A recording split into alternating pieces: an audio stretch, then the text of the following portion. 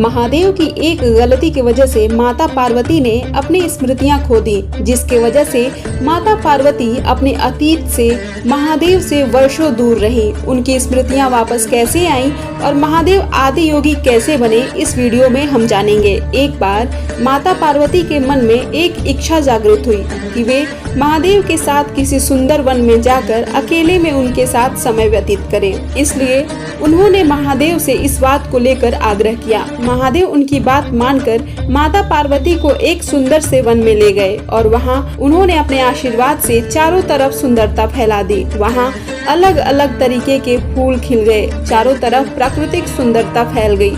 माता पार्वती को ये देखकर खुशी का ठिकाना न रहा। वह बहुत खुश हुई और महादेव से कहा कि स्वामी, मैंने आज तक इतना सुंदर वन कहीं नहीं देखा।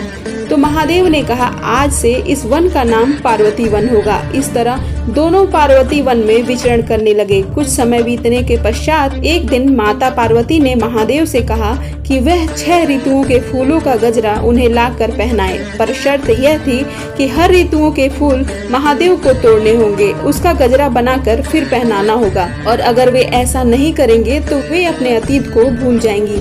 महादेव ने ये शर्त स्वीकार कर गजरा बनाने हेतु फूलों को एकत्रित करने निकल पड़े।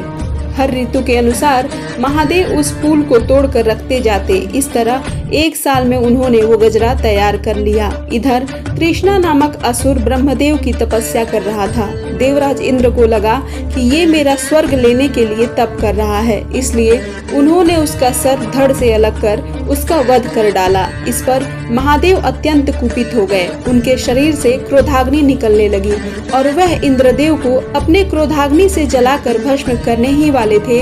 तभी देवगुरु ने रोक लिया और उन्होंने इंद्र के इस कृत्य पर उनसे क्षमा याचना की, पर महादेव अपने शरीर से निकले उस क्रोधाग्नि को अंदर नहीं ले सकते थे, इसलिए उन्होंने समुद्र में फेंक दिया और देवराज इंद्र से कहा कि तुम्हें इसका फल कभी न कभी भुगतना ही पड़ेगा। ऐसा कहकर महादेव अंदर ध्यान हो गए और माता पार्वती के पास वो गजरा देने गए। तभी देखा कि उनके क्रोध से वह गजरा जलकर राख हो गया था। इस पर माता पार्वती बहुत दुखी हुई और उन्होंने अपना अतीत भुला दिया और अपने पिता हिम नरेश के घर रहने लगी। माता पार्वती अपने विवाह के पश्चात की सारी स्मृतियां भूल गई थीं। उनकी स्मृतियां वापस दिलाने के लिए महादेव माता पार्वती के गुरु आदि योगी बने और माता पार्वती को अष्टांग योग की विद्या सिखाई, जिसमें यम, नियम, आसन, प्राणायाम, प्रत्याहार, धारणा, ध्यान, समाधि आदि शामिल है। इन 8 चरणों को पार कर माता पार्वती को आत्मज्ञान हुआ